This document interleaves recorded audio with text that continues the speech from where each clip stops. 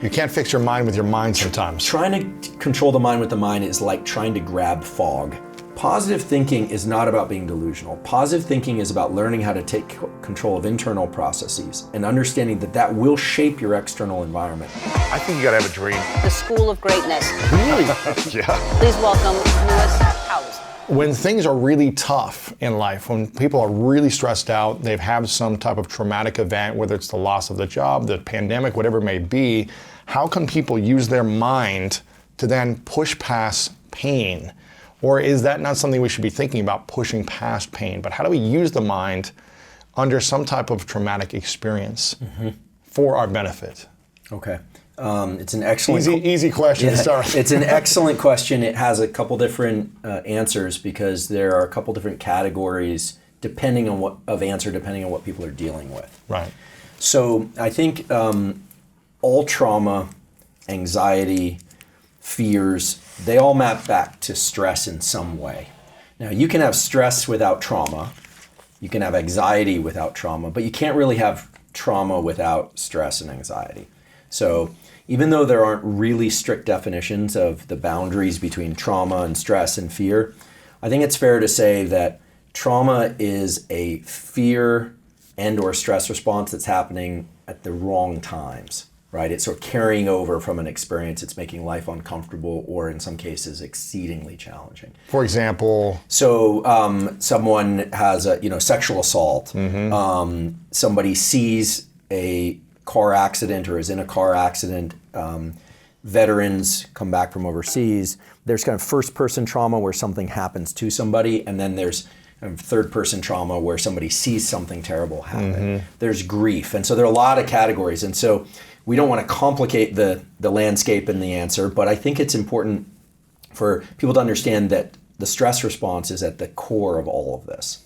And when we talk about stress, I think it's also important that we divide that into two kinds of stress because it defines the two approaches that people can take to combat stress, fear, anxiety. What are the two types of stress? Okay, the two types of stress are the one is the one we're almost all familiar with because when we hear stress, we think pupils dilating, hand shaking, heart beating, oh my goodness, or really upset, you're stuck in traffic, something is really bothering you, you're angry, you're having the fight or flight response that, that phrase gets thrown around a lot. And in those circumstances, it's very important that people take control of their mind and their body in a way that allows themselves to calm down, to reduce the so-called stress response. And we can talk about tools to do that are very concrete and that are very reliable.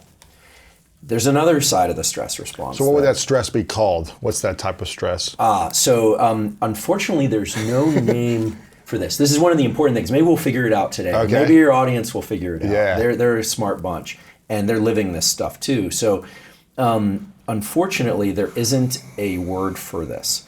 But this is one type of stress. This is one type of stress, which is you're too activated, you're too alert, you're too agitated, and you want to be less alert, less activated, and less agitated. The alert stress. That's right. We could call it the alert stress, hyper-alert stress. Hyper-alert stress. Let's just do that for sake of conversation today.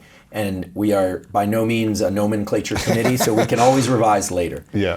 There's another side of stress, which is when there are a lot of things happening in the world, pandemics, you can't work because there's another shutdown, or there's strife in your life, or things are really challenging and you're feeling exhausted and you can't get mobilized and alert enough. And this has never really been cleanly laid out for people.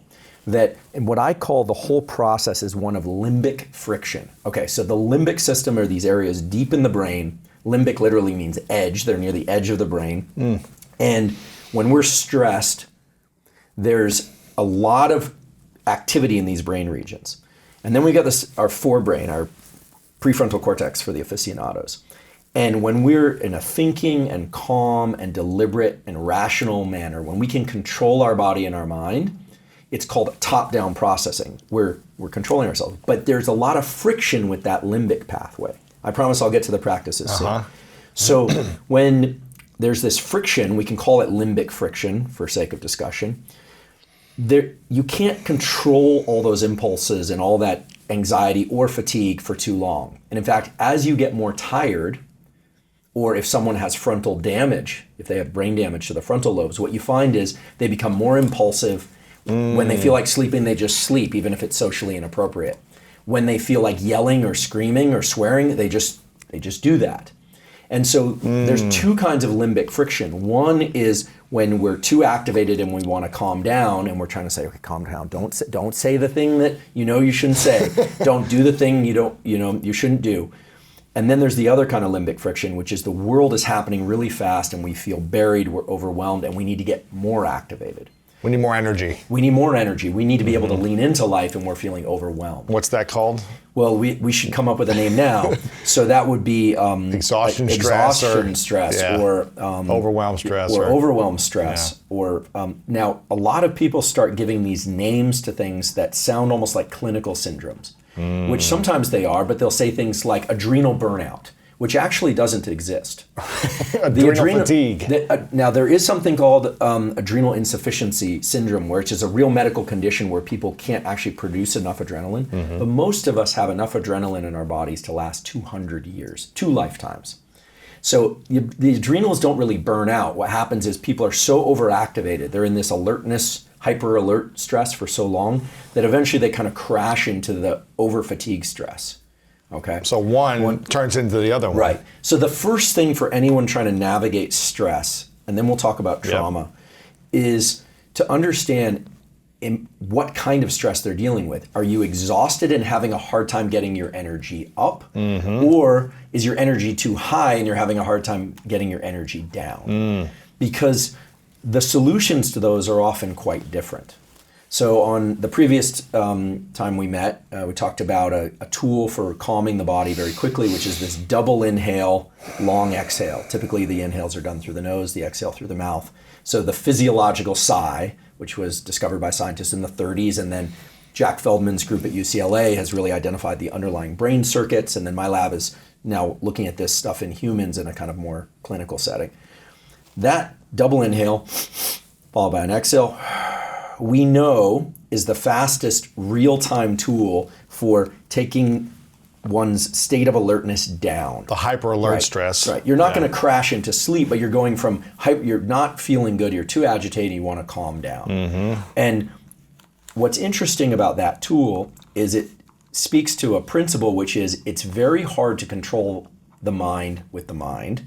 So when you're stressed, just telling yourself, don't stress, don't stress, don't stress, calm down, rarely works. It also rarely works to tell someone else to calm down. To relax. Hey, relax. Yeah. Usually it has the opposite effect. Don't tell me to relax. And it can be damaging for relationships. If you've ever, someone's really stressed and you tell them to relax, sometimes it actually can create more friction and they don't feel supported. What should they do in that moment? They should look to the body. The nervous system includes the brain, but also all the connections to the body and back again. And so when you can't control your mind, you want to do something purely mechanical, like the physiological sigh. Because that, once you take control of the body in that way, then the mind starts to fall under the umbrella of this top-down control again. Top-down control is what children and puppies don't have. If we had impulsive. I've got a 10-year-old bulldog. His name's Costello. He barely does anything now because he's Costello. But when he was a puppy, everything was a stimulus. He would walk over, pick up a cord, and chew on it. Then he'd drop it, and he'd pivot to something else. And it's because they literally have no prefrontal cortex wired into this limbic system. They don't have this suppression. So there's no friction. The limbic system just does whatever it wants. And actually in humans with frontotemporal dementia and in certain people who have frontotemporal brain damage, they become very impulsive. Well, my dad went through, I don't know if I talked about this the last time, but my dad had a traumatic car accident 15 years ago. It was 15 years ago, a couple months ago, where a car went on top of his car and went through the windshield and the bumper hit him in his head. Pretty much split open his head. His girlfriend at the time was holding his head together, went to the hospital, airlifted in a helicopter, was in a coma for 3 months. And it's been a 15-year journey where we had to reteach him how to write, how to talk, how to walk, like everything, where it was almost like he was my father in his body, but his mind was having to relearn like a child. And even today, when I see him and visit him, he'll swear just compulsively, he'll do things that maybe aren't appropriate because he probably doesn't have I don't know, you can probably tell me better as a neuroscientist, but what happens when someone has brain damage, especially in the front frontal cortex, what happens in the brain? Yeah, so when I say top-down control, there's literally a set of wires, we call them axons, from the prefrontal cortex that suppresses these impulsive behaviors in the limbic system. And when there's damage, it's essentially removing that brake. And, in adults, older adults especially, because their behaviors aren't quite as, because they're older, they aren't necessarily going to walk over and punch people or scream out explicatives and these kinds of things, fortunately. Although sometimes you see that, sadly. But those circuits aren't functioning well. And in young children, if you ever go to a classroom, I guess now kids are home a lot, but in a typical kindergarten classroom, what you'll notice is that some of the kids can sit very still. And other kids are rocking back and forth and moving around a ton, and the teacher is constantly trying to people. I was one of those kids, me too. Exactly. Trying to corral the children, and children mature at different rates. And what you're seeing there is the different maturation of their frontal cortex. When you see a child that's very deliberate and can really control their speech and their behavior, you're looking at a child that has a lot of top-down control. The frontal cortex is really engaged. Now, is that genetic? Is that it's probably a mixture. It's probably a mixture of environmental influences and genetic, like most things. And I'm not trying to just hedge here. Sure. I think, like for instance, I have a niece who is adopted, and she's very deliberate and very calm. And so we wonder, what is this genetic? Is it nature nurture? There's probably some genetic bias, and then there's probably also a lot of environmental influences. I mean, a lot of what we're taught in school and at home, because a lot of kids are homeschooled now, is about what not to do. Right. Sit still. Don't say this. Don't say that. We get the say please and thank you. Sit up straight. Do your dishes kind of stuff. But a lot of the don't language is designed around these things of top-down control, which set up a lot of important social constraints. Right. And we've all felt this as adults too. Where in two ways it becomes really extreme when we can't control that limbic system. One is when we're very fatigued. When we're fatigued or we're sick or we're in pain, physical pain, chances are when something bothers us, we're closer to that threshold of saying the thing that we wish we don't have wouldn't say. patience. Exactly. No patience. That's right. So how do we learn to have patience when we are hyper alert or overwhelmed, exhausted, stress? Okay. So when we are in hyper alert, there's a mechanism associated with that makes our internal world measure time differently. What happens under those conditions is you feel like the external world is moving very slowly.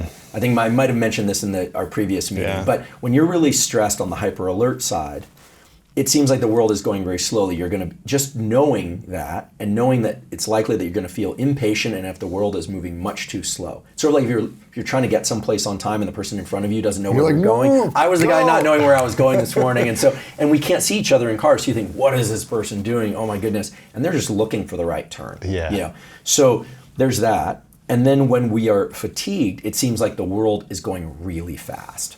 Okay? And so for people who are exhausted, everything feels overwhelming. Now, of course, the rate that things are actually moving in the world is the same, but the perception is that it's just too much and we can't cope. So we talked about a tool to calm oneself. The reason I like the physiological side is we are all equipped with the pathway. If people want to know, if there's some medically oriented folks out there, or if you want to teach this to other folks, there's a nerve called the phrenic nerve, PHRENIC, that goes from the brain down to the diaphragm, that controls that and then controls the lungs. And so when you decide, okay, I'm going to use the the physiological side to calm myself, in a way you're engaging top-down control because you're taking control of your internal landscape rather than trying to take control of your thinking, which is very hard. You can't fix your mind with your mind sometimes. Trying to control the mind with the mind is like trying to grab fog. It's just going to keep moving, right? If you've ever tried to grab or smoke, it just moves. It doesn't. It's vapors. You're never going to grab it. The key is to take control of the system by taking control of a real physical entity, this phrenic nerve. And the reason I describe this stuff is not to put a lot of unnecessary detail, but I think when people realize this isn't something that you build up over time and then are able to do, that you literally have a set of wires that goes down to your diaphragm, this muscle in your abdomen that can move your lungs, and then as you blow off carbon dioxide, when you do that exhale, your brain starts to calm down, and then your mind, the top-down control of the cortex, can start taking control of the limbic system again. It's almost like you're losing control of the automobile and you're trying to steer, but really there's another lever that if you just pull it, then the steering wheel will stabilize for you. So that's the way to think about the physiological side. On the other side of things, when you're feeling overwhelmed and fatigued, there are two ways to approach that. First is the kind of foundation of fatigue, which is almost always poor sleep and scheduling of sleep. This is something that doesn't get discussed a lot, and I don't think I've discussed this on any podcast previously. But getting better at sleeping is a whole set of practices. But sleep is a slow tool. It's not a real-time tool, because if you're feeling exhausted and you have to get up and have your day, deal with children, deal with work, deal with life, we can talk about how to get better at sleeping, but in real time, what you want to do is you want to bring more alertness into the system. Focus and alertness. The way to do that is to take advantage of a very well-established medical fact. All medical students learn this, all MDs know this, which is that there's a direct relationship between how you breathe and your heart rate. And so I'll give a little bit of the background and then I'll give the specific practice, just so that people understand where this is coming from. So when we inhale, it almost feels like everything's moving up. But actually what happens is our diaphragm moves down. Okay, so when we inhale, our diaphragm moves down. When that happens, our heart literally gets a little bit bigger. The volume of the heart gets a little bit bigger, which means that whatever blood in there is moving per unit time a little bit slower. And there's a set of neurons in the heart called the sinoatrial node that sends a signal to the brain and says, hey, blood flow is slowing down. And the brain sends a signal back to the heart and says, okay, let's speed up, and speeds up the heart rate. So the short, concise way to put it is when you inhale more vigorously or longer, you're speeding up your heart rate. This actually, there's a name for it in the medical community, but the important thing to understand is as you inhale, you're sending a neural signal to your heart to speed up. And when you exhale, the diaphragm moves up, the heart gets a little bit smaller, literally because there's less space there. Then there's a signal sent to the brain, and the brain sends a signal back and says, slow down the heart rate. And so this is happening quickly. So if you inhale, it's speeding up. That's right. If you exhale, it's slowing it down. That's right. So if you want to become more alert, you actually can just simply make your inhales a little bit more vigorous or a little bit longer than your exhales. So let's say you get up in the morning. Or longer inhale, shorter exhale. That's right. To speed up your heart rate and to be more alert. Not longer exhale, double intake. Right. So, shorter, yeah. So longer or more vigorous inhales will speed up your heart rate and make you more alert. Longer or more vigorous exhales will slow down your heart rate and make you less alert. Wow. And this has a name, which is it's a certain kind of arrhythmia, but that makes it sound bad. This is actually what's happening all the time. This is the basis of heart rate variability. When people talk about heart rate variability is good, that you don't want your heart rate to be one level all day, high or low. A lot of people don't realize that. They think, oh, I got a nice slow heart rate. And you think, well, all day long. Well, you're asleep then. That's right. Well, slow heart rate is better than excessively high heart rate. But you don't want your heart rate to be like this. You want your heart rate to go through these fluctuations. Heart rate variability is good. Why? Because heart rate variability reflects the activation of what's typically called the parasympathetic nervous system, which is the brain's ability to slow down and calm the nervous system. So when your heart rate is going like this, it means that your heart rate is speeding up and then your brain is slowing it down. Your heart rate is speeding it up and your brain is slowing it down. And that's what's happening all day long as you're moving through things in a kind of calm, alert way. But when you get that troubling text message or you see a post or a comment and you go, and all of a sudden your heart rate just goes, and you feel like you immediately want to respond, or you're going to say the thing that maybe you shouldn't say, or you're going to do the thing that maybe you shouldn't do, or you just want to be more thoughtful and more targeted in your response. The key is to slow down the heart rate by making your exhales longer or more vigorous. So it could simply be, and then shorter inhales, longer exhales, or do the physiological sigh. Or if you wake up in the morning and you're experiencing the other kind of stress, which is You look at your phone and the Sluggish news, and and like, the world is overwhelming me. My life is I don't know what I'm going to do. I don't even know what sequence I'm going to do things in. You're just discombobulated, and a lot of people struggle with this. The key is to do a few breaths, even while you're getting out of bed and preparing your morning coffee or water or whatever it is, and just start breathing in a way that's inhale emphasized.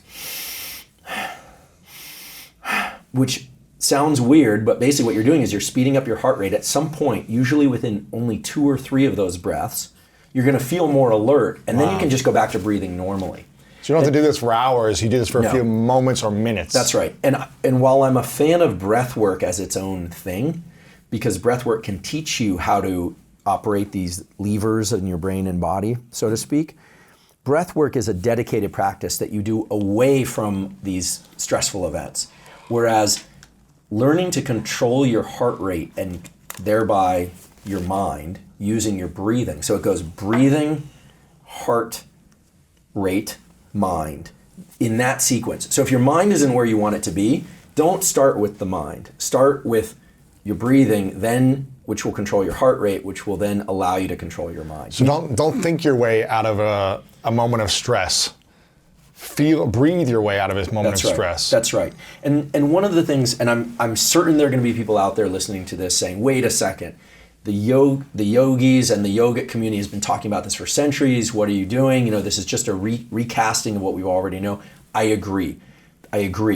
Within the science community, these things have been given crazy names like arrhythmias and heart rate variability and the diaphragm and the phrenic nerve. And so the language of science has known all about this for many centuries also, but it's been shrouded by language. And the yogic community has known about this for a long time, but it's been shrouded by language. So by bringing this discussion forth, I just want to be clear that I'm not trying to reinvent the wheel or pretend that I invented the wheel by any stretch. I'm trying to say that we all have these circuits, these levers in our body that we can pull and push, and people learn how to do this intuitively, but we're never really taught the underlying mechanisms. And I do believe that and yoga's not big on mechanisms. They're very good on naming and on, yogis in different areas of the world, when they say something, they usually know what the other one is talking about.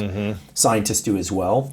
But mechanism, if people can just understand a little bit about why the heart slows down when you exhale more than you inhale, or why the heart speeds up when you inhale more than you exhale. I do believe that having that knowledge in the mind allows people in a moment of stress to say, oh, I understand what's happening to me, and therefore I should go to this particular tool. I do understand that one doesn't need to understand how an engine works in order to drive a car, but you do need to know how the control panels work. right? This is why we send people to driving school, and why we don't let 10-year-olds drive.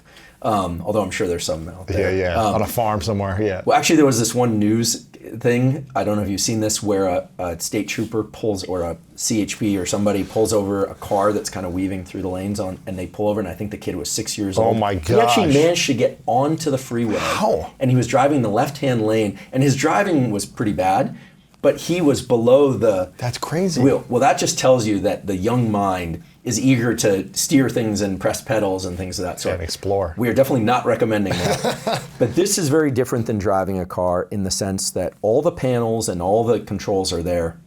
Most people are taught how to drive a car. Most people are not taught how to drive their nervous system.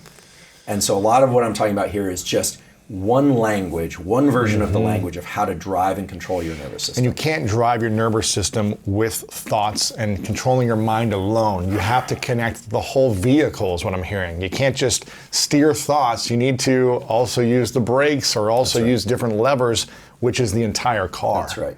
It's very hard to control the mind with the mind. It can be done. There are people that get better at that. Right. Maybe it's a practice over time. But I say, when in moments of stress, either excessively alert stress or excessively fatigued stress, look to the body, because there are mechanisms that have been built into the body for hundreds of thousands of years designed to do this. Now, the reason I can say that is that the physiological side, the double inhale exhale, is controlled by a specific set of neurons in the brainstem that Jack Feldman's lab discovered. When children or adults have been sobbing very hard, or when they're out of air in a claustrophobic environment, they naturally do that to reopen these little sacs in the lungs. Now, inhale emphasized breathing can be practiced in a way sort of away from stress in a kind of offline approach that can be beneficial for raising what we call stress threshold. So there's a whole other way to look at stress, which is to say, how do I get calmer in the mind when my body is freaking out? There you go. And I think people will recognize some of what I'm about to describe as kind of Wim Hof-like breathing. It has also traditionally been called Tumo breathing. Some people call it superoxygenation breathing, although then there are other people like Patrick McEwen and company that will say, well, you're actually blowing off more carbon dioxide than you are bringing in oxygen. And so the naming again now is a mess. Yoga Nidra breathing. So Yoga Nidra is exhale emphasized. Okay. But Tumo breathing, Wim Hof breathing, and what sometimes is called superoxygenation breathing involves doing a lot of inhale, exhale. It's hyperventilating. It's deliberate hyperventilating, followed by exhales and breath holds, followed by inhales and breath holds. Yeah. Now, the repetitive breathing more quickly and deeply, this kind of thing,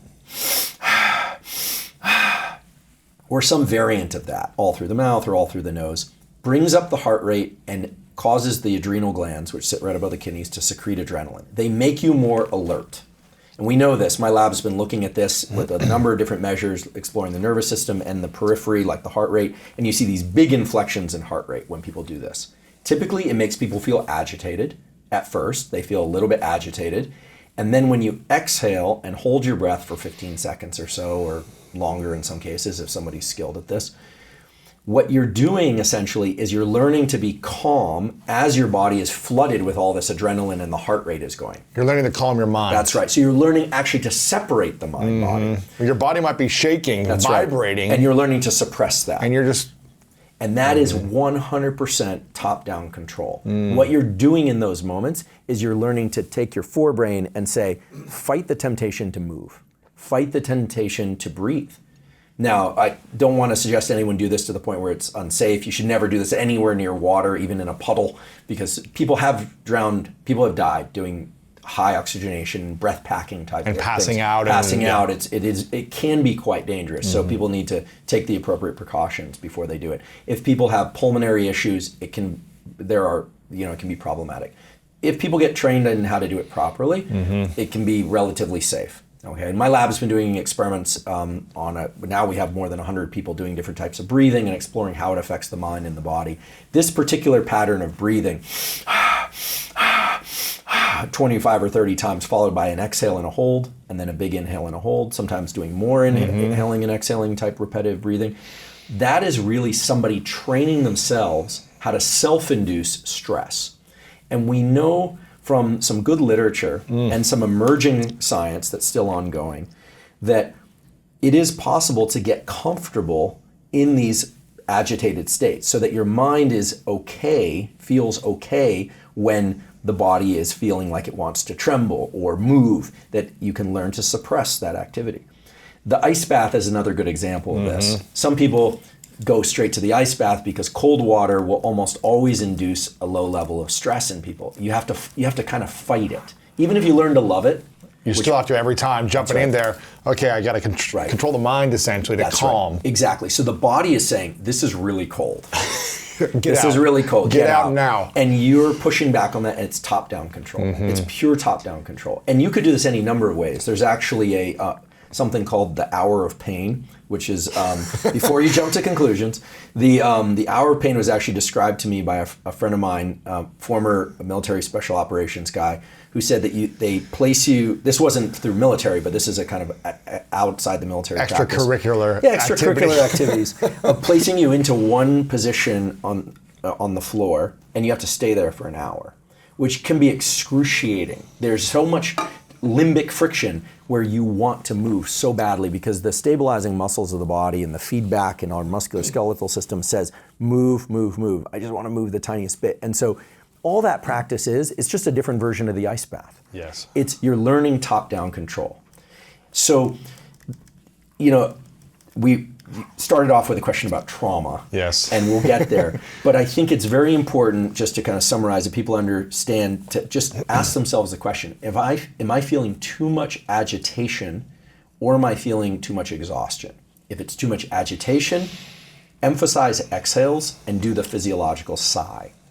Yoga Nidra is also a wonderful practice that is kind of the mirror image of superoxygenation breathing. It involves long exhale breathing, lying down on your back, completely relaxing your body, and learning to completely turn off thinking, which sounds hard, but you can learn how to do it very quickly if you do that practice for about 10 minutes a day. Yeah. It literally means yoga sleep. And probably the most commented thing we have on the previous interview is, where are the links for this Yoga Nidra stuff? So we're going to get that So this before I time. leave today, I'll send, there are several, but people can go on YouTube.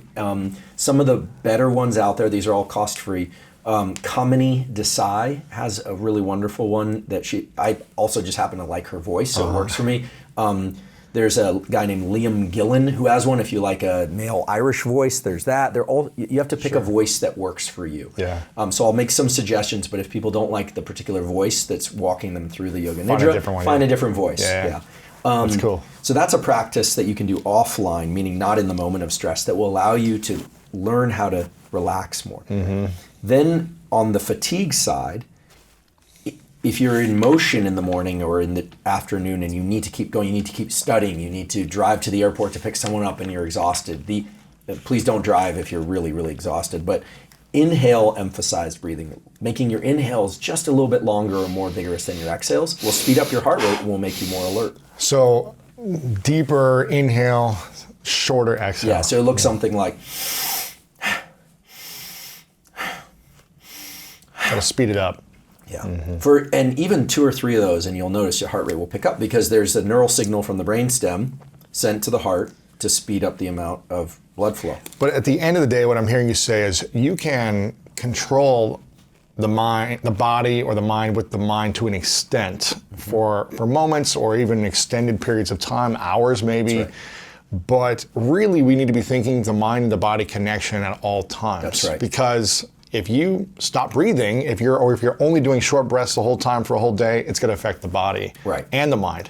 And if you're so it's using the body, using the breath, using it where it's connected to the brain to constantly support you throughout the day. But if you're just like all day, it'll help you get to a certain point, but then it'll be detrimental to your health. Right. So these breathing practices are about shifting the gears, but they're not something that you continue doing throughout your day. Yeah. Really what I've described here are hardwired, meaning we were all born with these neurons and connections in our body.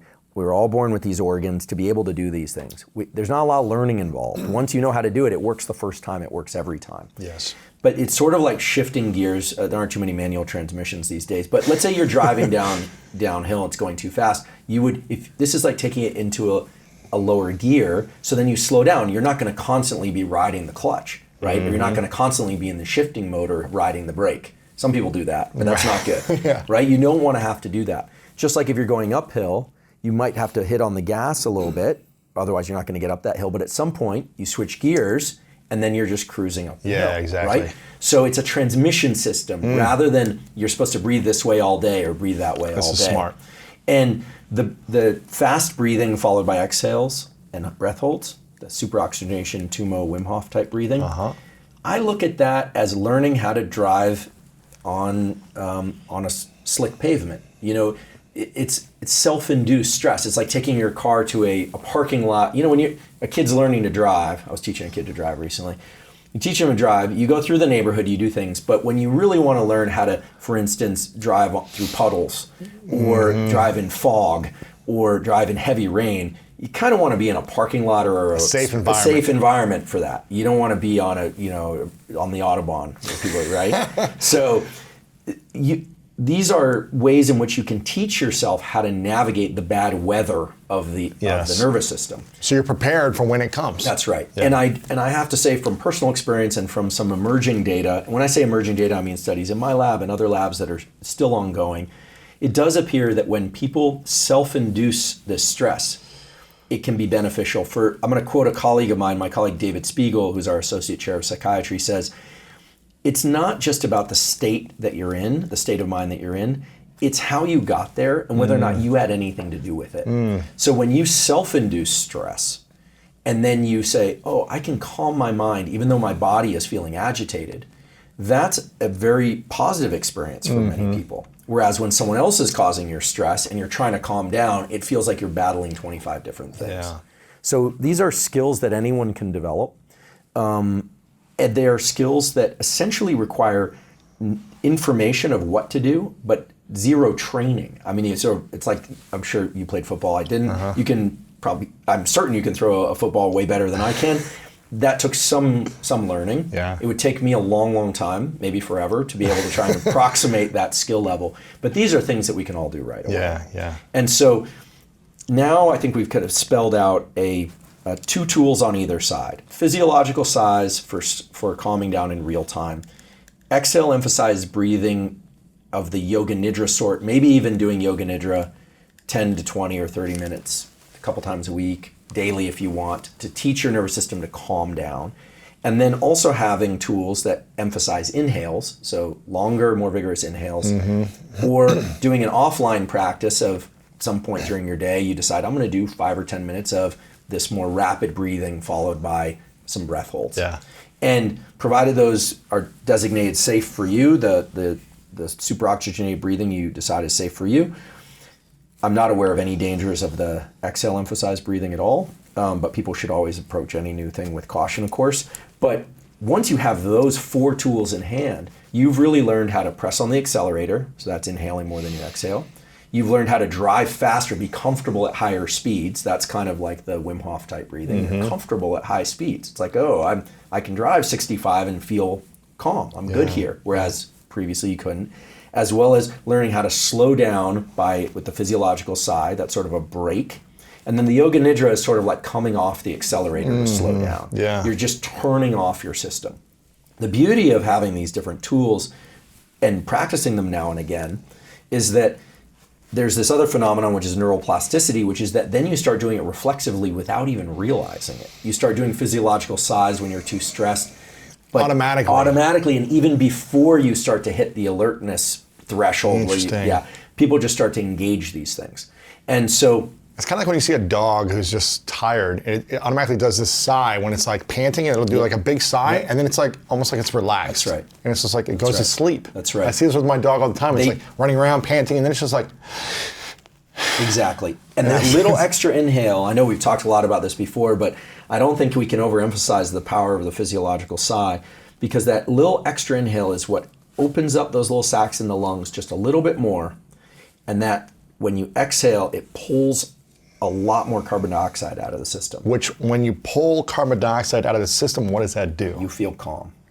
Wow. There you go. You feel calm. In fact... This is a physiological mechanism to make you calm. That's right. And in fact, in claustrophobic environments, or God forbid, if you're drowning, the reason you're stressed is because you have neurons in your brainstem that sense carbon dioxide in the bloodstream. And as that goes up, it says you need to find air. You need to offload this carbon dioxide. Oh, man. So these are all real physiological mechanisms that are really about balancing the oxygen and carbon dioxide in your system. And when we see these really extreme feats of breath holds and people doing all these really wild things, usually it's because they're learning to manipulate the oxygen carbon dioxide packing or ratios, or how they manage them. Free divers get very good at this. There's air packing. There's all sorts of dangerous stuff that should only really be done by highly trained, highly skilled people.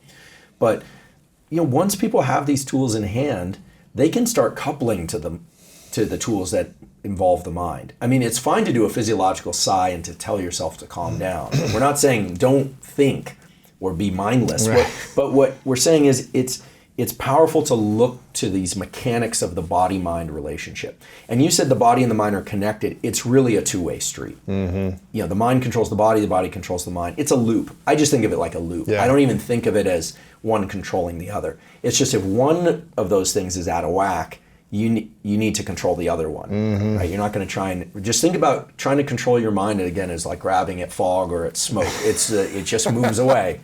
So that most of the time. I want to ask you a question. I want to shift gears in a strategic way. And I love to have practitioners, scientists, doctors, researchers who are into the practicality of things. But I also love to have philosophers, spiritual leaders, and manifestors, like I call, people that are talking about the law of attraction and the way we think and how our thoughts allow us to attract the things we want in our life, whether it be a positive thing or something they don't want, but our thoughts really start to attract.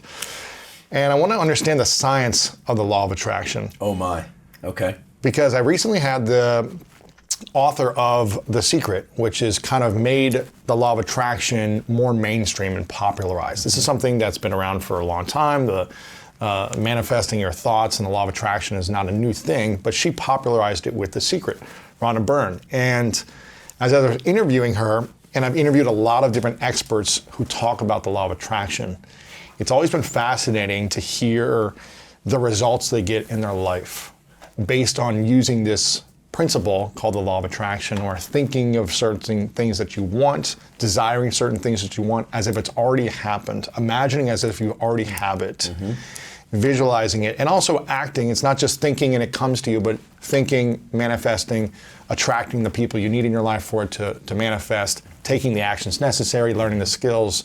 But as opposed to having a mind of chaos, it's hard to manifest what we want under a mind of chaos. But when we're clearer, we start to manifest those things with the process. Can you break down the science of the law of attraction? Oh my. And why this idea of thinking a certain thing will manifest, why that is accurate or not?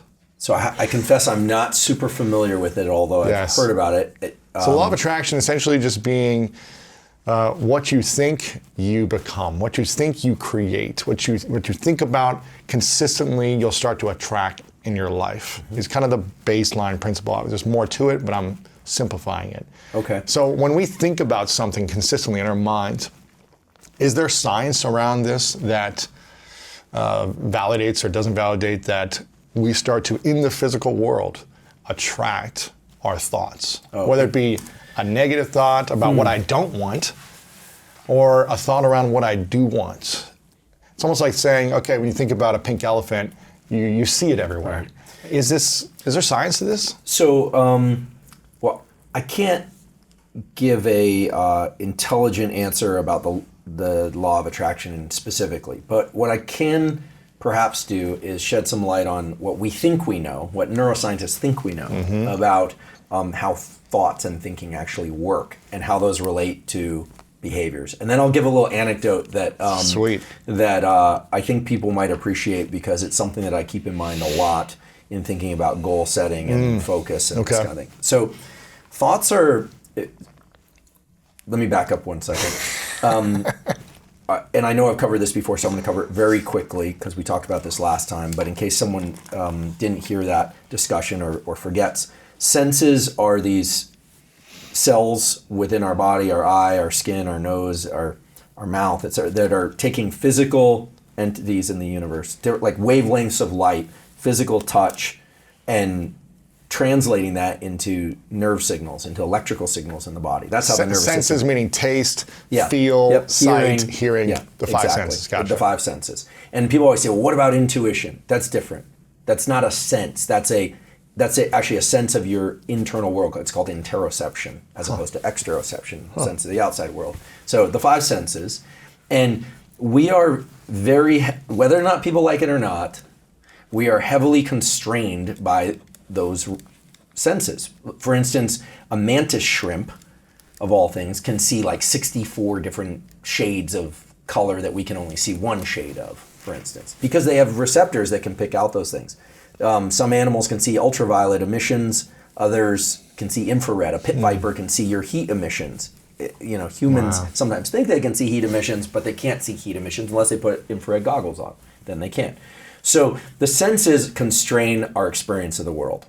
And I don't doubt that there are some people that have a little 0.25% more UV detection, or there's even some evidence for weak magnetoreception in humans from good labs. A little bit of, and turtles have very strong magnetoreception. What does that mean, magnetoreception? They can sense magnetic fields, so they sense them as, like that's magnetically. Humans have, there's some evidence written up in Science magazine if people want to look it up, which is a quality journal, for weak magnetic sensing in humans. Some humans. Not strong. But it's not strong, okay? And it's not in most strong in most people by any stretch. Whereas turtles can navigate long distances based on magnetic fields in the That's ocean. cool. It's very cool. That's cool. It's very cool. So our experience of the world, all humans' experience of the world, is kind of tunneled by these what we can see and what we can't see. There's a lot happening that we can't see. It's just the reality. That's why people need night vision goggles as opposed to just looking at things in the night without them. So that's key. So there's sensation, and then there's perception, which is simply to say which of those things are we paying attention to. So I can see that this water bottle is, a mixture of blue and glass, and, because I decided to look at it. But I was sensing it out of the corner of my eye the whole time, but I was focused on something. I can sense the air touching my skin because I'm deciding to focus on that That's feeling. right. Yeah. That's right. So that's perception. And you want to just make sure that we close the hatch on interoception, perception of what's going on. Like, I don't think about my heart rate too much, but if I stop and think about it, I'm thinking about my heart rate, and then I'm just sensing my heart rate. It's still just pressure. It's a physical phenomenon. Okay. Then there's thinking, which we'll get to. Then there's emotions / feelings, and those are complicated, but they are tractable, as we say. We can figure it out.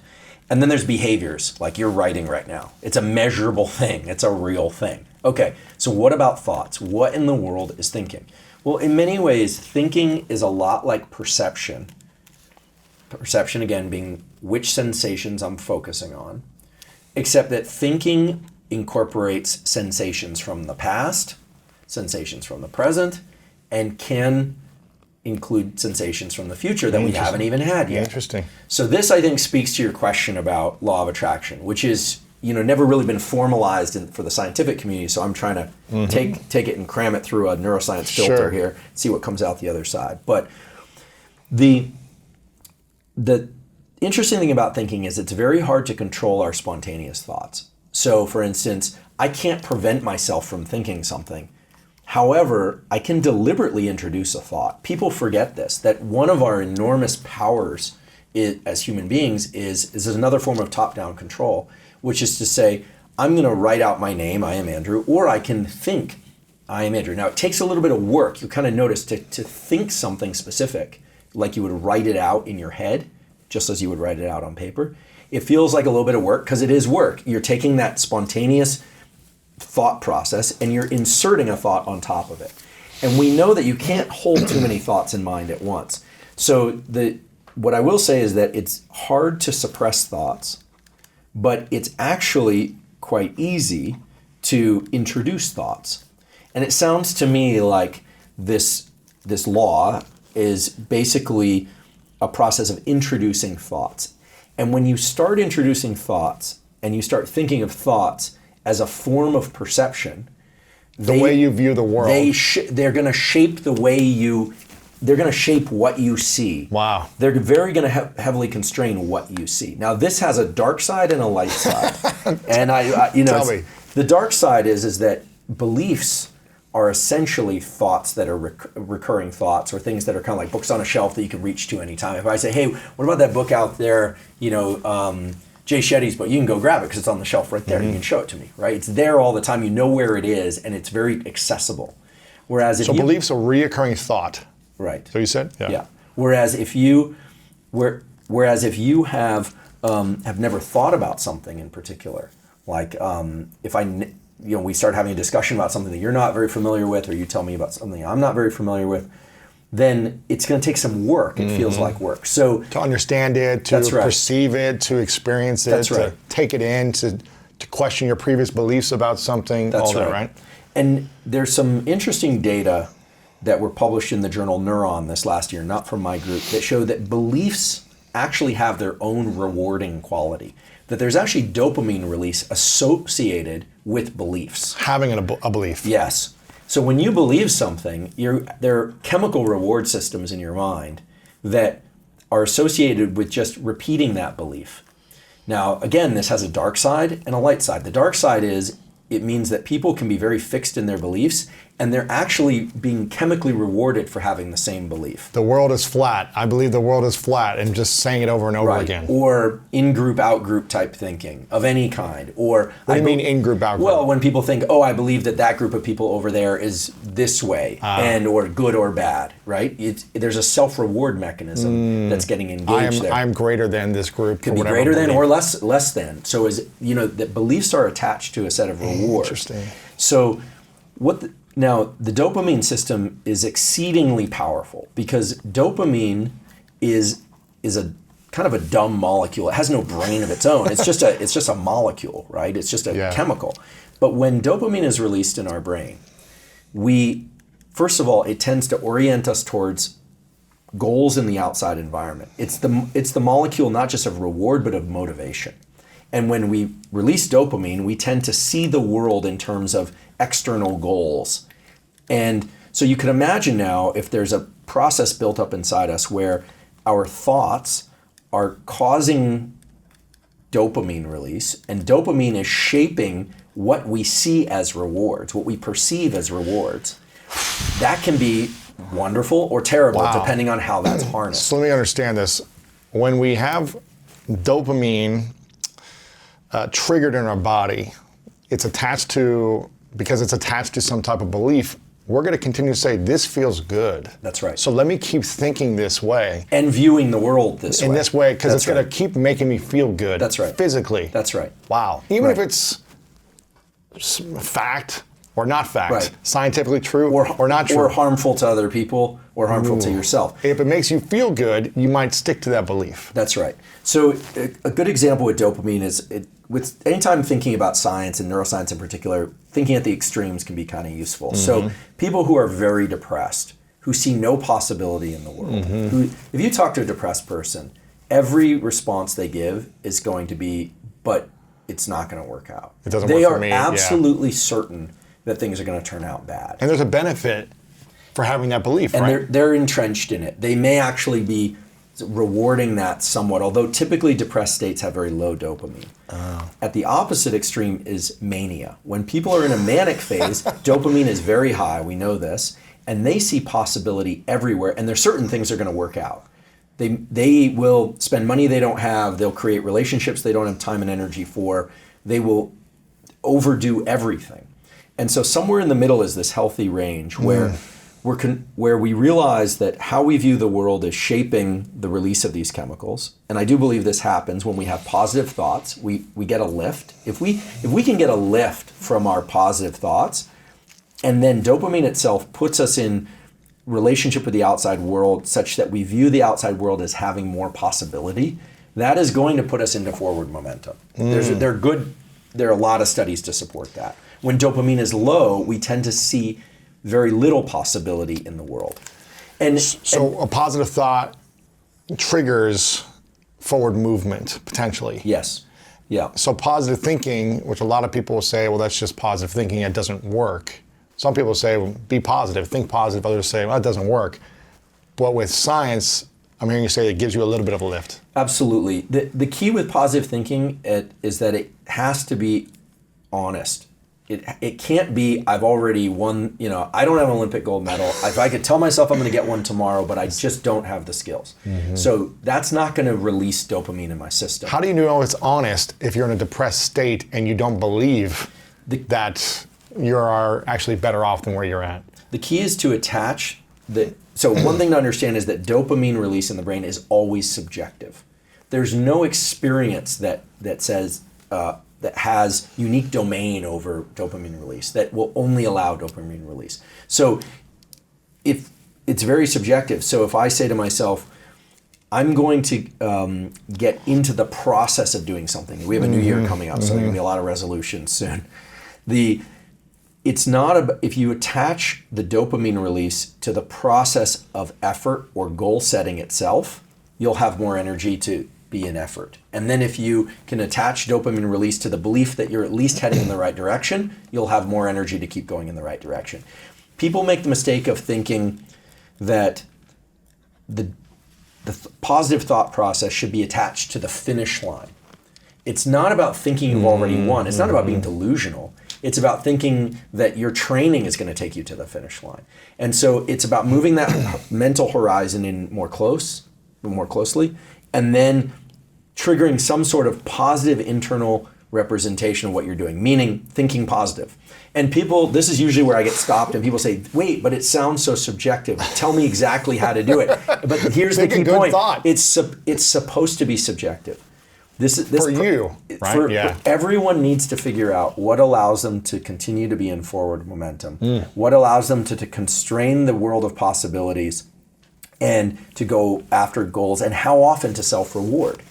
But the key is the self-word, because if you start only pursuing external rewards, that's when you are no longer in control of your dopamine system. Because you're reliant on actually something physically happening in the physical world, not internal. That's right. And let's be really, really honest and burst the bubble that I feel like should have been burst a long time ago, which is, yes, everybody, including me, it is possible that you can do everything and still fail. No one wants to say that. But the way that you ensure against that is to attach reward to the effort process. Because the dopamine molecule creates a sense of certainty. And you're not trying to create certainty about the final outcome. You're trying to create certainty only about the next outcome that's en route to the final outcome. The next action outcome. So you want to think about milestones. Yes. And so people set out with, I'm gonna write the great American novel, or I'm going to get the IPO. And of course, that's you need to have a sense of what the finish line would actually look like. But the more that one can attach this subjective release of dopamine process to the intermediate steps through positive thinking and action, the higher that probability goes toward, in science we say there's a probability of 0 to 1. The higher that probability goes to 1, which is certainty. Now, everyone knows in the back of their mind that there is no absolute certainty.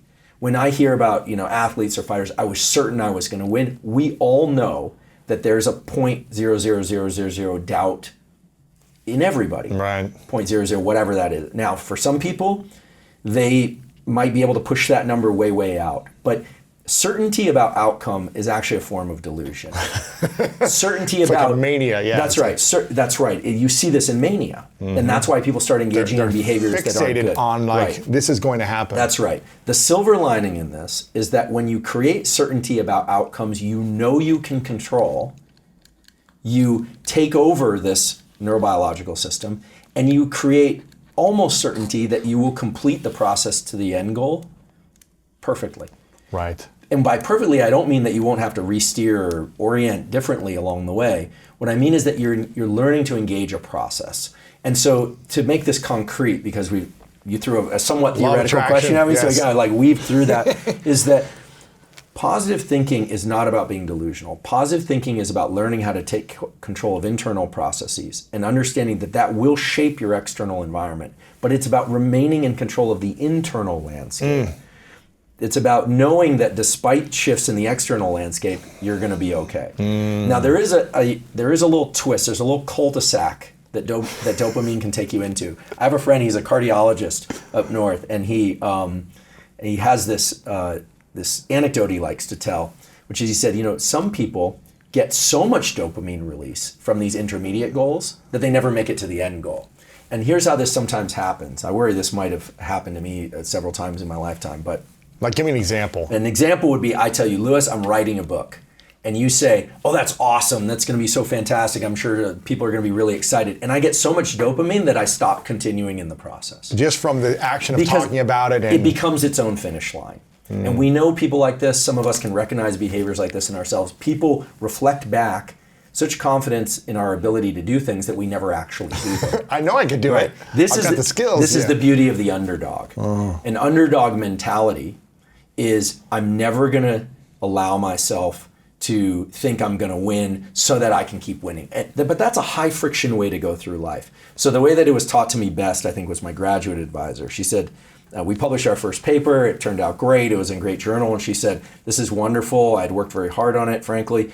And she said, look, just remember, you're never as good as you think you are. You're never as bad as you think you are. Right. You're somewhere in the middle, but you can get really good at the process. And I think that there's a lot of kind of treacherous thinking around goal setting and dopamine and things. There's this idea that if we're really amped up, that we're just going to have jet thrusters that are going to take us to the end. But the key is to move that horizon in closer and closer. And a way that one could do this, for instance, would be you get up in the morning, or let's say you're kind of low energy in the afternoon, that you do your breathing to get more alert, but you've got this voice of doubt. There's like a voice of doubt. Is this working? I don't know. Remember, you can introduce thoughts on top of that. You're not going to get very far trying to suppress these thoughts. The better thing to do is just kind of swamp them with positive thought. Then, if you can not think about the negative thought, add positive thinking and possibilities and opportunities into your thinking. That's right. But trying to suppress negative thoughts is like whack-a-mole. They just keep popping up all over the place. It's a lot of work. Yeah. But there is a way to play a slightly different game, right? And I think that in learning how to think positively and register the positive feelings that come from that, and then you use that as a way to propel to the next goal. Mm-hmm. Now we're talking about this in kind of self-help wellness space and tacking some neuroscience to it, some speculative neuroscience explanations. However, we have to remember that this mechanism of dopamine and pathfinding to goals is in every animal, humans, dogs, sheep, any animal that needs to forage for things, to for find food or water. Yeah. They don't just get that dopamine release at the end. They get it when they realize they're on the right track. So a grazing animal might be on a really barren landscape and then smell something off in the environment. Now that was an external pull. Or think, you know what, I'm going to go that way because, I don't know, I need to go some way. They go some direction and they don't smell water, which animals can do. And so they veer off course, and then all of a sudden they get a little bit of scent of water. At that point, that's when the dopamine is released, not when they get the water and drink from it. So that puts them in energy to get there. You think about walking in the desert and you're just dying of thirst, and all of a sudden you spot a big lake. All of a sudden, you will have the energy to run the remaining mile, whereas before you thought you were going to die. How is that? It's not like more glycogen is suddenly available. It's not like ketones did it for you. So what did it? That's dopamine. That's dopamine release that says there's a reward waiting for me. And that's from the brain. The brain is releasing dopamine, right. Or is it a nerve connected to the gut that goes back to the brain? What is the process? Great question. So there's an area of the brain called the ventral tegmental area, substantia nigra. All these areas have different names, but that release dopamine into the brain, and they give the immediate sense of possibility, and they promote energy. Wow. And epinephrine or adrenaline is a molecule that we're all associated with. It's what gives us energy. It's actually when it goes really high, it's the basis of the stress response, which is a lot of energy.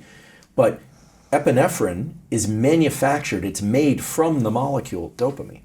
It's a couple biochemical steps, but it's actually made from dopamine. Epinephrine gives you energy? Epinephrine is essentially the basis of neural energy. It's the way brain that you energy. Feel. Yeah, the ability to focus, the ability to be alert, the ability to continue working. So dopamine is kind of the building block of So we need dopamine energy. to have That's focus, to work towards a goal, That's to right. accomplish things. That's right. So if we think negative thoughts consistently, does negative thoughts generate dopamine? Okay, so there are a couple things that can suppress dopamine. One of them, which I'll just put out there because I think a lot of people will either like this or not like this. A lack of sleep or what? Turns out that, and this was published in the journal Cell by two groups working together. Samar Hattar is a good friend of mine, but he's head of the chronobiology unit at the National Institutes of Mental Health, and David Berson's lab at Brown University published a paper showing that exposure to screen type light between the hours of 11 p.m. and 4 a.m. activates a specific circuit in a brain area called the habenula, it's a weird name, that lowers dopamine and creates a sense of disappointment. So it's pro-depressive. So every teenager in the world is depressing themselves. That's right. Or any adult Yeah, we all do it. who's on their phone after 11, after midnight, 1, 2, whether it be watching a movie, whether it be on an iPad, doesn't matter how close to a screen you are, on your phone. If you dim it way, way down, you don't get this dopamine. Or you wear the glasses or the suppressive effect. biohacking stuff. You could do that as well, But it's although still- it's really the brightness of light, not the color of the light. So the studies by multiple groups are showing that from 11 p.m. to 4 a.m., if you're on your phone, if you're looking at a TV or an iPad or screen consistently, it's going to make you more depressed. In theory, yes. In practice, you would have to do that pretty consistently. Got So it. there's not like one exposure. It's going to dim dopamine. That's right. It's going to blunt dopamine. And so our levels of things like dopamine and epinephrine, serotonin, and these other so-called neuromodulators reflects our average behaviors, our average thinking. It's not like one thought's going to crush your dopamine. However, if you've ever been working very, very hard or things are really bad and someone cracks a joke and it's actually funny to you, you feel an immediate lift. Yes. That's dopamine. Interesting. But here's the interesting thing. It has to be funny. If I don't think the joke is funny, let's say we're working very hard. Let's turn this around. Let's say we're working very hard and things are really terrible. Like something really bad is happening. And I make a joke and it's a bad joke. It's going to make it worse. But what's a good or bad joke? It's totally subjective. It's totally subjective. Wow. What's your best dad joke? Do you have a good one? Oh, I have loads of these. I'm an incurable punner. And I've really, really bad jokes. What's your favorite dad joke? Give me one. I've only got like one I remember. But they're really nerdy. They're really, really nerdy. Okay. Okay, I've got one, which, but I like weird animals. So if anyone gets this. I get it. If anyone gets this, you're definitely my kind of person. If you don't, you might be my kind of person. I don't know. So, and you might not get this. This is dangerous territory doing this in real time. All right, so what's the hardest thing about having a platypus for a pet? I don't know. The electric bill. Okay. I don't understand. Someone out there will get it. Yes, it's a really nerdy joke. That's really bad. Why is it? Is it? They have an electric bill.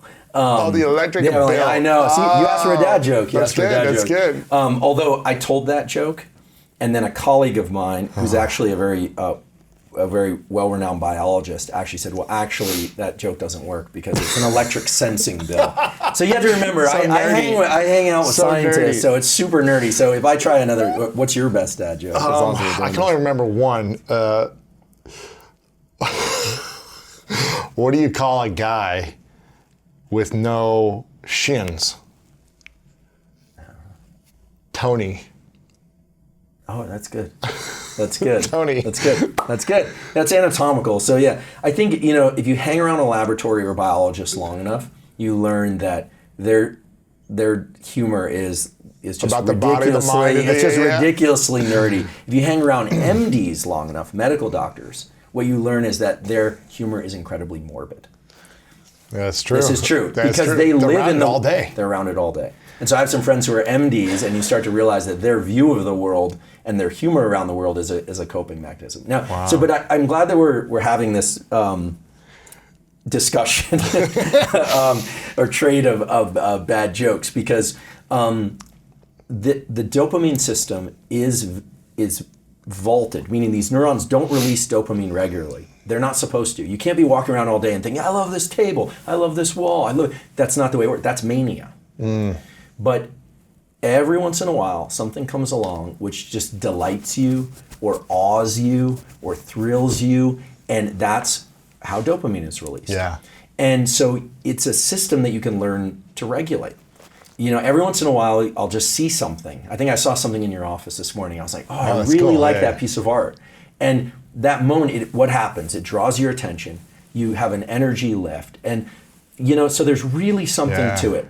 I don't think we can exaggerate the powerful effect that dopamine has. But this doesn't just mean, you want to take a supplement or a pill and increase your dopamine, because that makes everything exciting to you, which makes you kind of useless, right? This is designed to be a targeted system to propel you toward particular goals outside you. How much dopamine should we have a day? How many times should we be triggered in dopamine? And do we have dopamine just by sitting and doing kind of mindless stuff? Do we still have a low level of dopamine? Okay. Or does it only come in moments when our senses are heightened? So dopamine can come from surprise. So if you're bored and all of a sudden, I don't know, someone you really want to hear from calls you, suddenly you have energy. You were lethargic and depressed and suddenly there's your lift. That's the dopamine response. How much? It depends. So there's some hardwired things that are important to the propagation of our species that have direct access to the dopamine system. Finding mates, for instance, the birth of a new child, right? Creating more progeny, Food, great tasting food, social connection, water when we're thirsty. The amount of dopamine that's released will be proportional to how badly we crave that thing. Now, in the sort of world of addiction, this is a well understood phenomenon because what happens is, I define addiction as a progressive narrowing of the things that bring you pleasure, meaning a progressive narrowing of what allows for dopamine release, right? And relief from addiction, in addition to people moving away from the addicting substance, often involves a progressive expansion of the things that give them belief, more appreciation. A lot of 12-step programs, NAAA, have these elements of finding gratitude in something else. That's right. Than the addiction. Right, because people have been living in this tunnel of addiction. Now, barring addiction and taking mania out of the equation, pushing aside depression, we say, well, how much dopamine?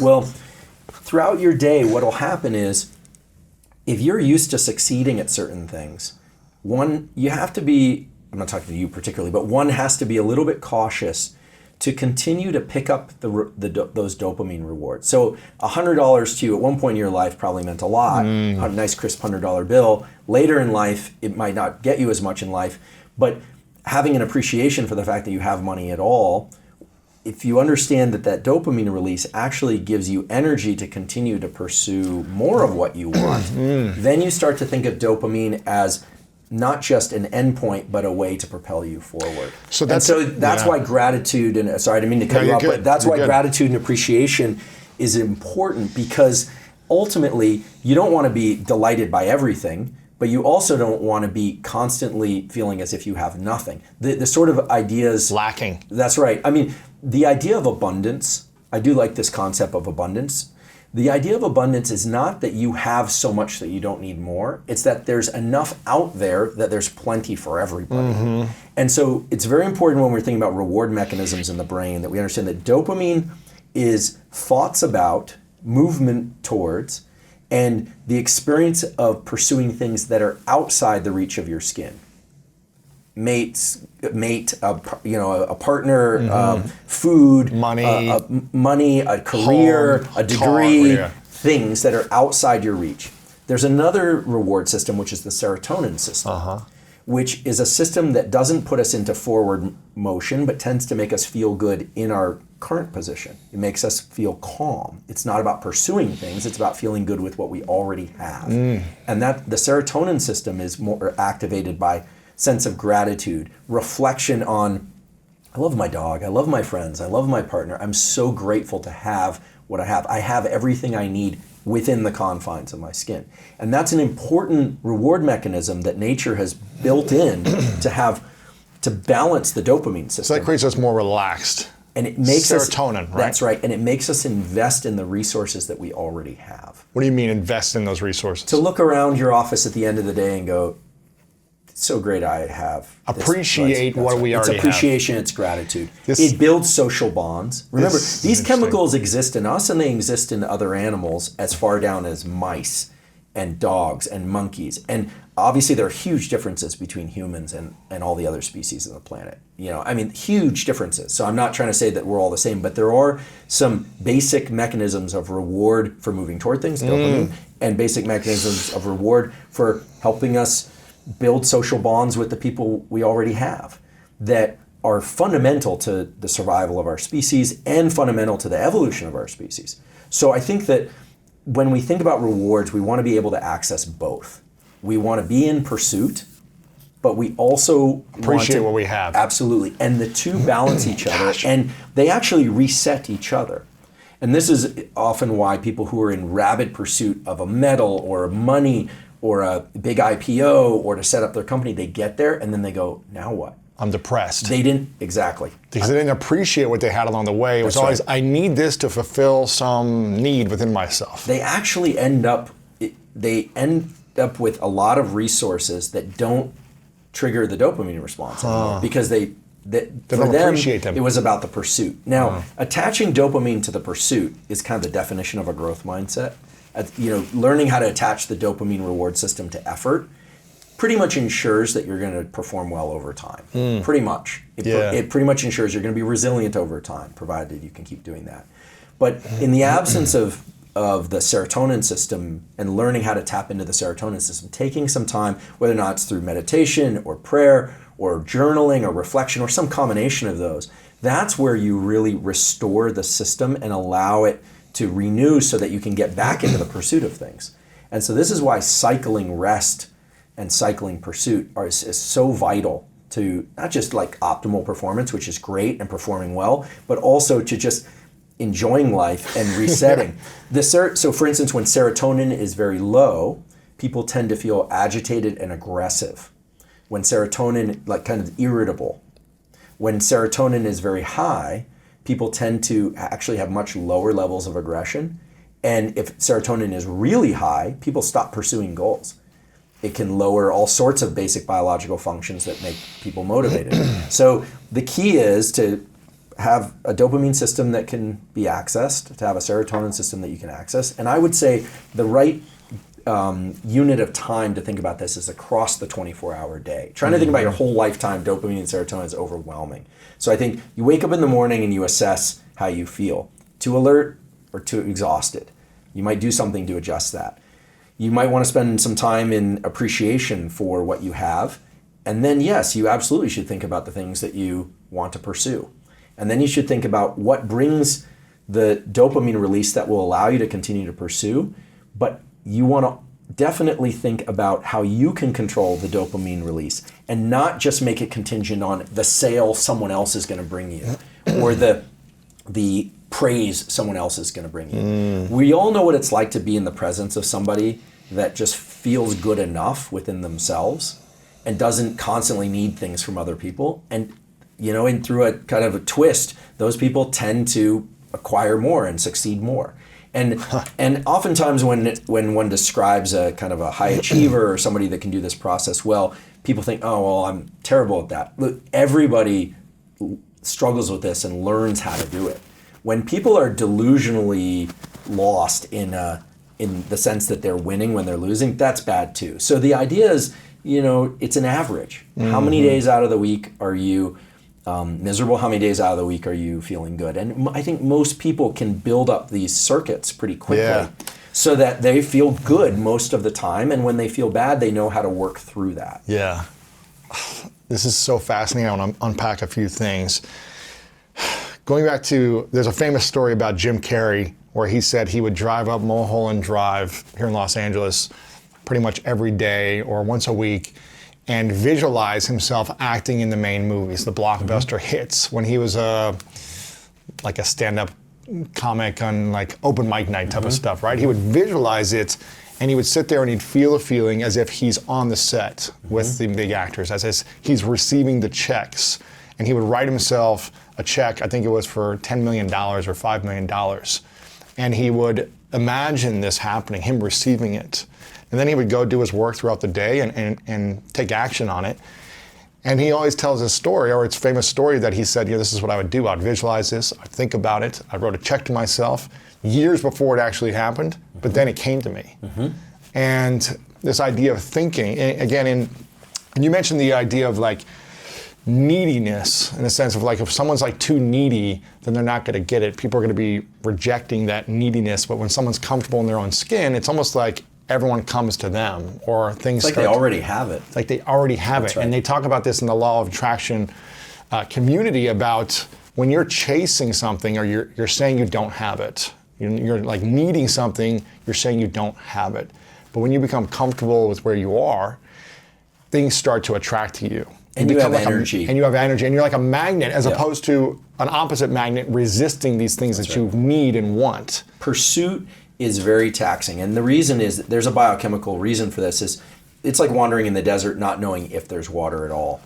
That's really depleting. I mean, epinephrine is in the brain and its chemical equivalent in the body is adrenaline. Those are the same thing. And if you're constantly in pursuit, right, you're just pursuing external goals, external goals, it will wear your nervous system down. You will be exhausted and one will eventually run aground. You'll become mentally depressed. The key is to figure out what are the rewards that you can acquire along the way internally. Remember, it's subjective. there can also be external rewards because many things have milestones, a Series A or a Series B for a company, then the IPO right later. Reaching 1 million users or doing this, So we have engagements before we have weddings typically, right? Yeah. There are those rare instances where people just go and get married, but typically there's a lot of buildup that is designed, that fortunately, provides these reward mechanisms. So the key thing is that you can't just be all gas pedal all the time without rewarding yourself. However, the reward, that dopamine, is so powerful because it actually, as I mentioned before, it actually is the chemical substrate for epinephrine. It creates a reservoir of more energy. And again, I'm not talking about caloric energy or glycogen. Mind energy. It's mental energy. It's the desire to push on. It's the desire to keep going. And so again, we need some consistent dopamine hits throughout the days or our months to give us more energy to pursue. That's right. But we don't want to be over pursued because then we'll burn out. That's right. And so everyone has to find where that sweet spot is, that kind of, on the freeway driving where it's really smooth and seamless, where you're not on the accelerator the whole time, where you're in a gear that's appropriate. And, we're talking now in terms of sort of, neuroscience lens on these things, but the key is always going to be practices. It's going to be, just as earlier we're talking about bringing stress levels up or down, depending on, or alertness levels up or down, depending on the kind of stress you're experiencing. The reward system is great because let's say you're a person that can very easily access this dopamine reward. So you're always excited. People say, hey, let's do this. And your mantra is, let's go. And you just kind of go. What we would call in science very low activation energy. You just go. That's great. Those people do run the risk of burnout. Although there are these people that we occasionally encounter that just seem to have boundless energy for everything, and they tend to get a lot more done because they have a lot more internal reward. And you'll notice they're getting rewards from all the little things, and it's 100% subjective. It's like hearing funny jokes all day long. You can just keep going. Incidentally, the beginning of relationships, when people fall in love, it's a real thing, but it is associated with a big flood of dopamine in the system. Makes everything seem exciting and possible and new. And I think that we also know other people that they have a very hard time accessing this dopamine system, and they either place it under the complete control of external things, so they're miserable until they get the payoff, and then sometimes they're even miserable then, or they really just they haven't learned the skills of how to access it. So how do we trick our mind to find rewards in subjective things that aren't actually physically coming to us? Okay, so I'll tell a brief anecdote about an experiment that's really important. This was done many years ago in a psychology department. I think it was done at Bing Nursery School at Stanford, but I could be wrong about that, so I don't want to state that as absolute fact. But the experiment nonetheless was done where they looked at kids in schools. These are kids about nursery school age or maybe a little bit older, and they looked at what they did during recess. And they found that some kids really like to draw. And so these kids would naturally just orient towards the crayons and pens and draw. And then for a short while, they rewarded the kids for drawing. Those same kids, they would give them a gold star or a little sticker or something that was special and made them feel special. So they were giving them an external reward. Then they removed the reward, and what they found is those kids drew at a much lower frequency. They somehow lost the intrinsic pleasure of drawing. Because they were used to getting an extrinsic reward. Suddenly, they associated the drawing. They thought they weren't conscious, but their nervous system said, "Oh, I guess I was doing it for the reward. Now there's less reward." And without going into a lot of details, there's a very solid scientific phenomenon called reward prediction error, which says that if you get less dopamine at the end than you anticipated, it's a letdown. If you get more at the end, then it feels great. Now, what this all translates to is, once again, learning how to attach internal rewards to the process of whatever it is that you want to do in order to get you to the thing you really want. And so the short answer in this, actually I was asked this recently, someone said, okay, how can I ensure that once I succeed, this was somebody who was doing very well in their pursuit of a goal, and they were getting close, and they said, how can I be sure that when I get to the win, that I don't lose the ability to keep working, because I really want this payoff. I'm not satisfied. Right, and I said, well, there's two ways. One is make sure that reward, really bask in it, really appreciate what you've done and what's come to you. And here's a very important but take that feeling of being saturated with dopamine, the huge win, and attach it to the effort process that got you there. So when you're thinking this took me 5 years to accomplish this thing, but reminding yourself of every day, week, year, all the little things you did on a daily basis to get you there. Not, we're here. Right. That's right. If you think that you sort of, let's say Super Bowl win, the party at the end is going to be great, right? I have to imagine it's really going to be great. You Champagne, win, you're this, it's gonna be huge. But at that moment, people, the winners anyway, their system is flooded with dopamine. And there's an opportunity because dopamine, we haven't talked about this, but dopamine is a signal to the brain that it should rewire so that in the future, it has a higher probability of getting back to that experience. Oh, wow. This is how animals learn how to find water and food. This is at the basis of so many reward pursuits. And so if you attach all that plasticity, all that brain rewiring to the celebration and only to the celebration, you actually can erase a lot of the valuable content that your brain, skills that your brain acquired en route to that goal. So it's almost like that whole night after you celebrate and maybe the next few days really reflect on the years it took to get you there. That's right. We tend to so overemphasize the wins. It's the things of movies, right? I mean, there's some movies that are really good, like Rocky, the first Rocky, where he didn't actually win, he loses. And it was, so many people, I think it won Academy Award for Best Picture, right? So many people associate that film with the striving process. The reward was really in the striving. Yeah. His joy at the end of that was really called to, it was interesting, he called it to his family, to the process, right? It was really a movie that captured that in its best form. When it's just about the win, what you lose this amazing opportunity to attach the dopamine to everything that came before it. Now, in addition to that, there's one other way to do it. Nobody likes this one, but it works, which is also when you get there, give away the gold star. Give it away.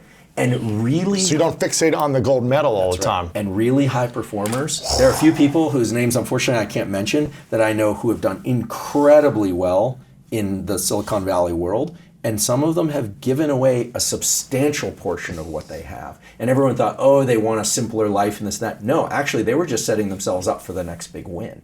And they've gone on to do this 2 or 3 times now. Really? So they keep moving the carrot out in front of them, but they also are somehow intuitively understanding this process, that what got them there was not the last 1 yard into the end zone. Was the 10 years of the journey. It's necessary but not sufficient, right?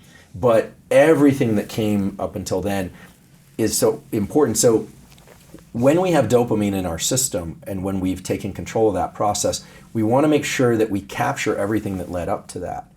And it's vitally important in these big, we're talking in these big milestones type of examples. But this can be done across the day. It can be, I'm going to get to noon just really being the most reflective person I can with my child. And not just doing that as a sheer effort, like, I really don't want to do it, but doing it and thinking, this is going to be a lot of work. And when I get there, I'm going to take a couple minutes to just register everything that I managed to control, all the things I managed to not do that would have been destructive. And so dopamine turns out to be, I would argue, one of the most, if not the most powerful neurochemicals in our system. There's a great book called The Molecule of More. I didn't write it, I wish I had, that gets into this whole description, which is quite accurate, about how dopamine isn't just about reward at the end. It's really the molecule of motivation. It's what propels us forward. It's an incredible read, really. A lot of real-world examples. Very accessible book. And it really points to how so much of what we're about is the pursuit of these external goals, but that if we can learn to control these things internally, that's when things become kind of limitless, this word that everybody wants to access. Everyone wants to know, what's the pill that's going to make me limitless? What's the technology? We actually have the chemical inside us. The key is to learn to regulate it. And the subjective part, the example of good joke, bad joke, is the best example I can give, that you have to decide for you what lets you access that.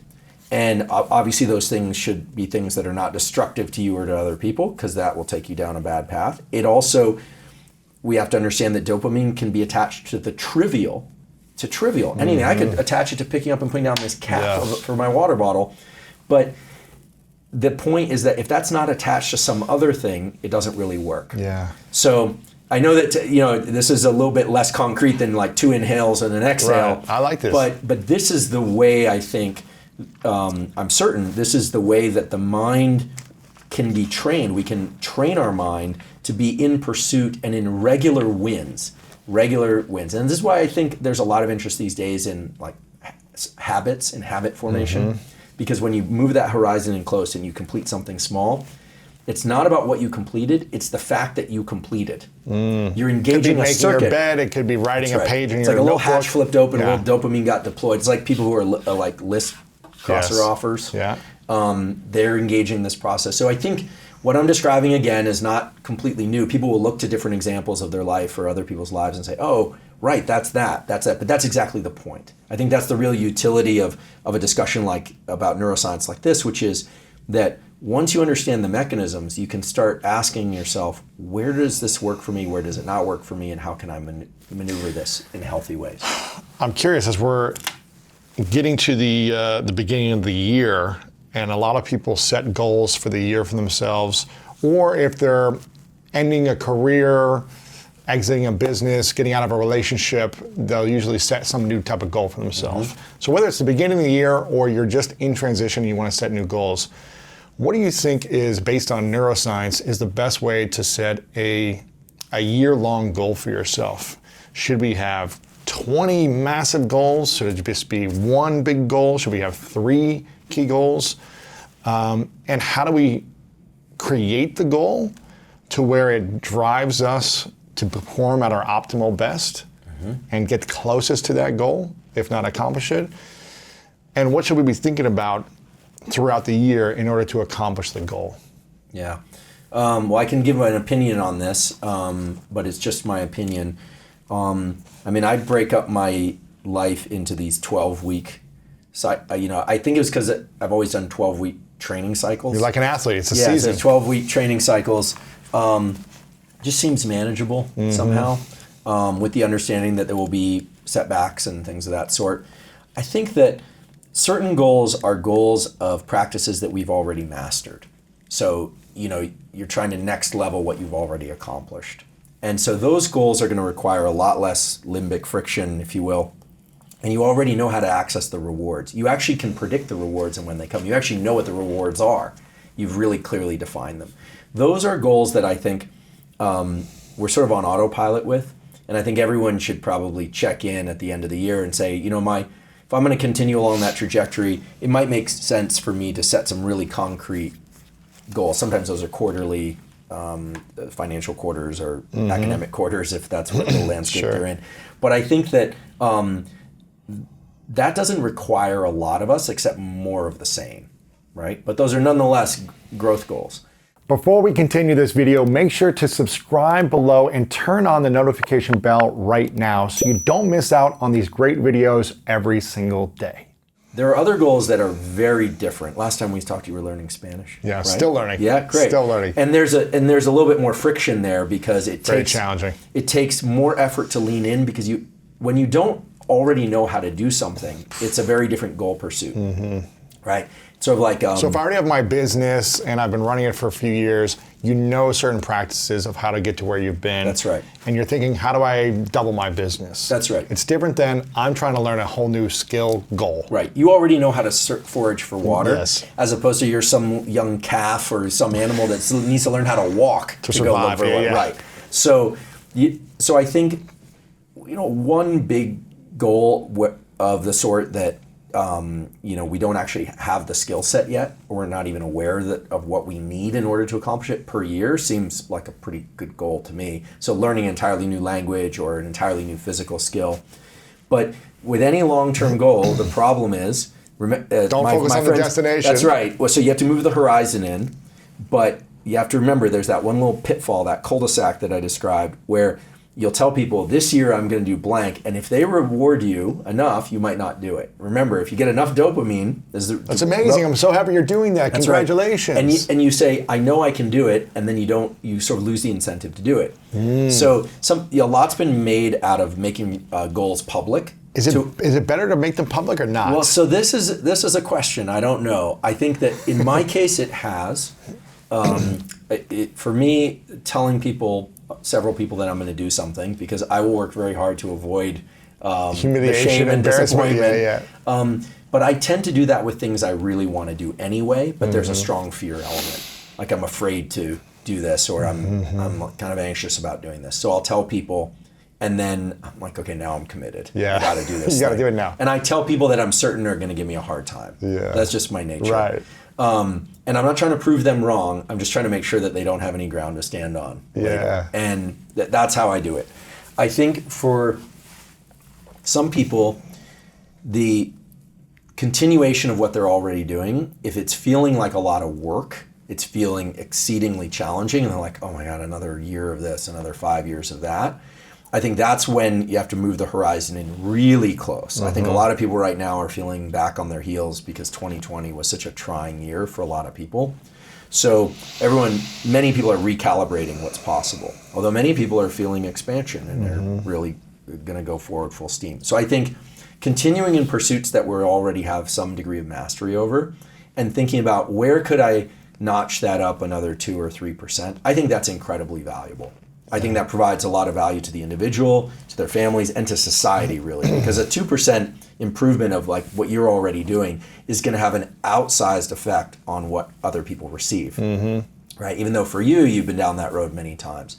But taking on a new pursuit in parallel to that means really getting excited about the possibility, you give the Jim Carrey example, about the possibility and starting to imagine what that would actually be like to be, well, let's say fluent in Spanish, and you can just do this reflexively without having to try. That's totally within your reach. And I think there it makes sense to really think about the endpoint quite a lot as a way to get over those barriers of fear. Because when you already know how to do something, there's no fear barrier. Yeah. It's just an energy barrier. Right. But when you don't know how to do something, there's all this sense of clunkiness that is really uncomfortable. Beginner's mind is a painful place. Let's be honest. Hard, man. A lot of people think about it like beginner's mind is such a delightful place to be. So hard. The friction, the amount of energy to build momentum is so challenging in the beginning. Well, this is where play becomes very important. You need play. The great physicist, Richard Feynman was also famous, in addition to being a physics phenom,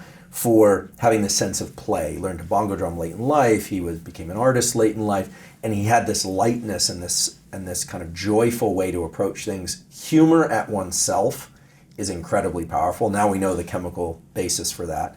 Laughing at oneself is often the best way to move forward. Really? Yeah, because you I do this, well, maybe, I don't know, maybe I'm biased, but I do this all the time. I'll just laugh at myself for how worked up I can get about the fact that a file won't load or something like that. And I just laugh. It's crazy. And all of a sudden I have the energy to do it. So what does that do for our brain when we laugh at ourselves? But there's probably a difference between laughing at ourselves or something like that versus making fun of something that's a bad habit, like not shaming ourselves. Not shaming ourselves. Yeah, like, because I'm 200 pounds overweight. Let me laugh at myself. Because shame is kind of written into like who we are. It's not about what we're doing. It has this element of like who we are. Guilt is sort of more about, I forget who said this, but it wasn't me first. I just want to be clear. I recognize it wasn't me first. Guilt is sort of more about what we did. Shame is like an identity thing. But laughing at ourselves. Yeah, like laughing at ourselves, like how ridiculous the human mind can Gotcha. be. Let's face it, as brilliant as the nervous system and our minds and our bodies can be, they make a lot of mistakes. Yes. And we are a fallible species. We're not a perfect species, and perfection should never be the goal. In fact, if anything, laughing at oneself is the right thing to do because it reminds us that perfection is impossible, and that really incredible sort of feats of accomplishment or feats of creativity of any kind or anything come from having a lightness and a humor. Those are the people that we enjoy being around. I'm always amazed that we know the kind of people we like being around, but then we don't actually become that person to just be around in our own skin. Yeah. I think about this a lot. I'm like, why do I make myself such a terrible person to be around for me? Yeah, right. And that's the conversation. That's the internal working of thinking, oh, like what would it mean to just make myself more pleasant for me to be around, for myself, That's right? key. because I think a lot about the people I really enjoy being around in my life, and I know who those people are, and it's because they have lightness, humor, the appropriate amount of making fun of me, which they all seem to do, which is great most of the time. Just trying to create an internal representation of myself that is light enough that I'd want to have myself over for dinner with myself. Exactly. Right? Because I think in the pursuit of goals, there's a tunnel vision that's associated with that, which is really wonderful and beautiful and explains so much of what humans are capable of. It's what's going to carry us forward in the next, I hope, forever, infinity. But it can be tough to be around because there's a rigidity to it in pursuing goals. And I think learning to relax inside of our own skin a little bit is the best thing that any of us can do, because it opens up possibility. It's almost like counterintuitive, but it creates the sense that, oh, I can handle this. There's nothing, getting constrained is the worst thing. Right. Yeah. If there's one new belief that someone could try on in the new year, after a year of a lot of stress and anxiety and overwhelm, if there's one new thought or belief that someone could say, just take a look at this idea, this belief, that could help them tremendously in their life, whether it be in their relationships, their career, business, whatever it may be, health, what would that belief be that they should try on? Okay. I promise to be succinct about this. The belief I think everybody can benefit from is the belief that the reward mechanisms in the brain, dopamine release in particular, are completely under their subjective control. And the immediate retort that I get is, but I don't want to be out of touch with reality. I don't want to tell myself I won when I've actually lost. And I'd say, exactly. You have to maintain control of that system so that you're not just releasing dopamine into your system through thoughts or humor of any kind randomly. You need to attach it to things that to you also feel very real and important in life. And if you can start to identify those things, what's real and important to you in life, and then learn to access this subjective release of dopamine in your mind, that essentially guarantees that you're going to be able to continue to move forward in the pursuit of goals. And it essentially guarantees that you'll be joyful in the process, not always, but a lot of the time. And it essentially guarantees that the way that you're going to show up in the world is with more capacity. Because we've been talking about a lot of these things in the kind of vacuum that is individuals and their pursuits.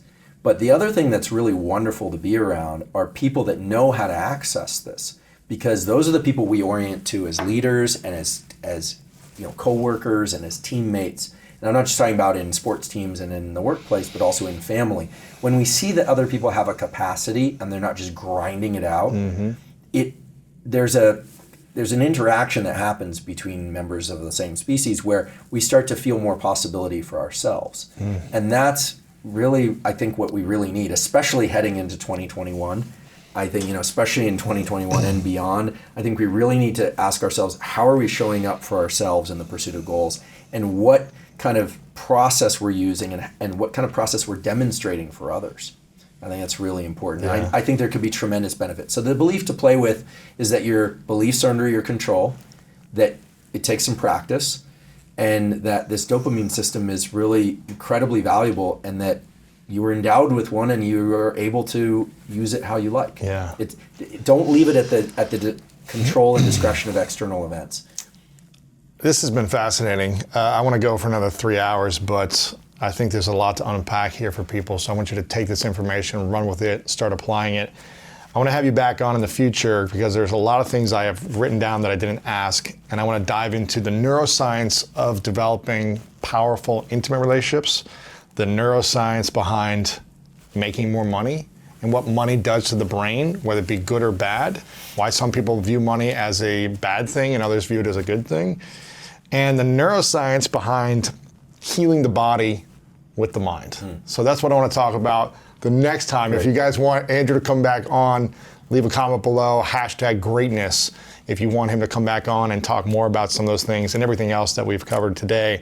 It's been powerful. You've got an amazing Instagram account, Huberman Lab, that people can go follow. Every day you're posting incredible little 30-second neuroscience ideas around the brain and the body connection. You're breaking it down in a simple way for us to understand our bodies, our minds, how to achieve goals. So make sure to follow you on Instagram, Twitter as well, Huberman Lab. And I know you've committed to writing a book and having that out sometime soon. So we're all going to hold you accountable to it.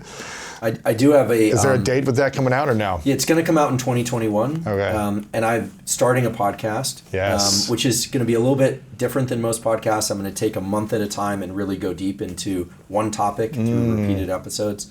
Things like sleep, motivation, plasticity, focus. I now have homework for our future conversations, the topics that you raised. And there is going to be a YouTube channel. It would be called Huberman Lab. That's it great. should be easy to find on the Do you have a YouTube various channel platforms. yet? I do. I just set one up. What's that? The first, that's Huberman Lab? That's going to be Huberman Lab. Great. Yeah. Okay, cool. So it should be pretty easy to find. So go subscribe there on YouTube now. Yeah, you can subscribe there now, and there's going to be a welcome video posted very soon where the comment section and people's votes for different topics will be the topics that I'll cover. That's cool. Yeah.